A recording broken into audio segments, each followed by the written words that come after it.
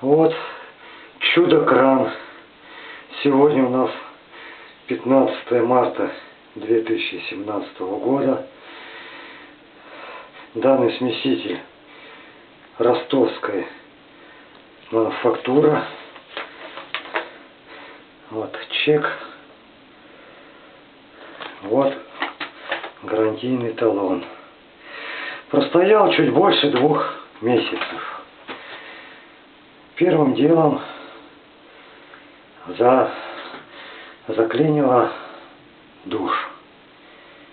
Вот. Я поставил старый шланг, который простоял 4,5 года на старом смесителе, и верой и правдой служит сейчас. Вот. Что мы видим сейчас?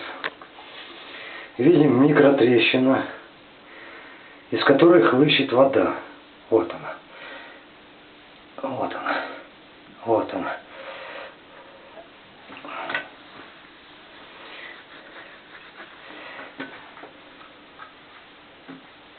Данный смеситель не подвергался никаким механическим воздействиям.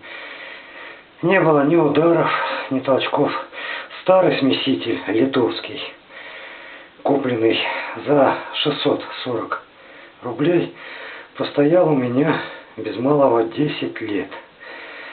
Ну вот и сами думаете, стоит ли такое чудо-изделие за 3600 рублей на 2 месяца покупать. Завтра понесу его обратно.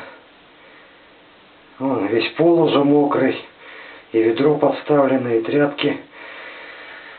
Ну что ж, пойду завтра пободаюсь.